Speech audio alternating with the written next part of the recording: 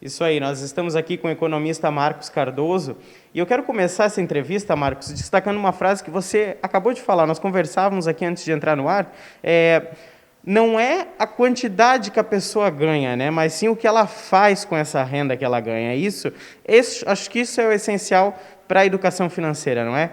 Olá. Olá, Evandro. Olá a todos. É que se costuma pensar, né? A maioria das pessoas pensa que para se fazer um pé de meia, para se guardar dinheiro para o futuro, né? Para aposentadoria, para uma contingência imprevista também, se tem que ganhar muito dinheiro e ter, de repente, a sorte de botar a mão numa grande quantidade. E não é bem assim que acontece. Se você der tempo para esse dinheiro se valorizar, então, assim, fazer um projeto de longo prazo. Longo prazo que eu falo é 20 anos, 30 anos, 40 anos. Tem que começar cedo. Mas mesmo que você tenha 30 anos você vai ter 60, 40 vai ter 70. Hoje, com a medicina, as pessoas estão vivendo mais. Então, não é quanto você ganha, essa é a frase que eu usei. Por quê? Você tem que reservar, independente de quanto você ganha, você tem que, claro, ganhar o mínimo para a sua subsistência e que ganhe também um pouquinho para sobrar. Isso, se a pessoa trabalhar mais, se ela, né, a gente falou em comentários anteriores, né, falamos em comentário anterior, sobre a questão do emprego. Né? Então, o problema não é o emprego, é claro, e trabalho, né, existe trabalho. Então, a pessoa tem que buscar adequar a sua renda. Ela tem que satisfazer suas necessidades pessoais e fazer sobrar um pouquinho. Esse pouquinho aí é que está, né? Eu faço uma brincadeira com meus alunos em sala de aula, mostrando que R$ 1 por dia, né, guardado dá 365 por ano. Se eu aplicar isso em ativos, né, que tem um rendimento de 30% ao ano, isso não vai conseguir no banco, isso, obviamente. Vai buscar no mercado financeiro, mas estou falando de R$ 1 por dia. R$ 1 por dia, se você perder, talvez não fique chateado. Então, pode arriscar, vamos para a renda variável, vamos para a Bolsa de Valores. Se render 30% ao ano em 40 anos, esses R$ 365 que você põe todo ano, você vai ter 43 milhões, mais de 43 milhões e meio de reais depois de 40 anos. Então, qual é a variável, né? Um caso fictício, mas assim, mostra que o dinheiro no tempo, dado uma taxa, você consegue sim acumular valores e ter feito a previdência, ter feito uma reserva para o futuro. O que as pessoas têm que fazer, Evandro, né, e que a maioria não faz, é se educar financeiramente. A escola hoje já trata um pouco isso, mas pouco, devia tratar mais.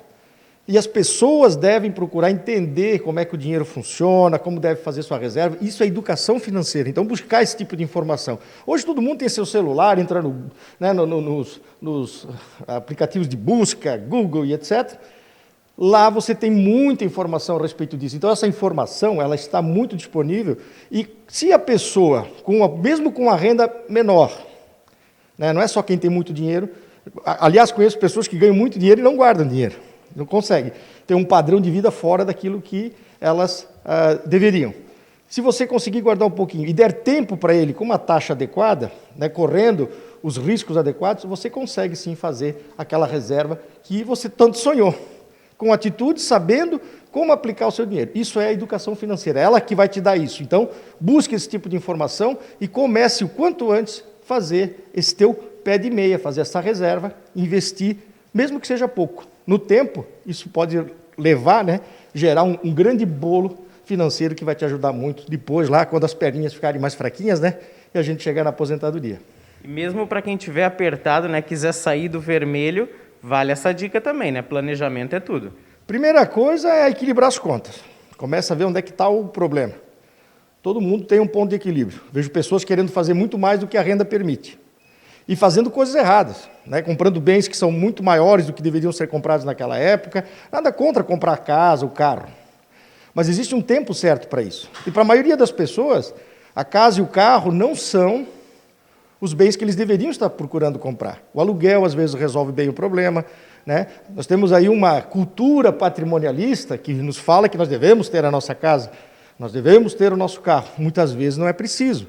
Hoje existem soluções em que você não precisa ter um carro. E a casa, não estou dizendo que o comércio de imóveis vai acabar. Se você vai alugar uma casa, essa casa é de alguém. Então, o mercado imobiliário continua vivo.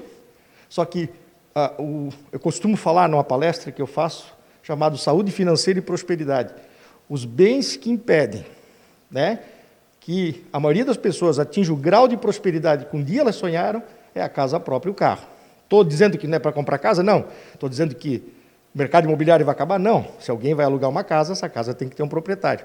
Então tem que ter bens, imóveis disponíveis para aluguel. Mas a maioria das pessoas se envolve numa dívida muito longa, muito grande, e acaba diminuindo a sua capacidade financeira para que ela desenvolva um projeto de riqueza de longo prazo e viva melhor no presente. Então, educação financeira. Busque essas informações e comece a entender como é que o dinheiro funciona e como que ele age no tempo, para ter um futuro melhor, né, e uma previdência mais tranquila quando você se aposentar. Tá certo, Marcos. Muito obrigado pelas dicas, pela presença aqui no Jornal Regional. É isso, a gente volta aí do estúdio.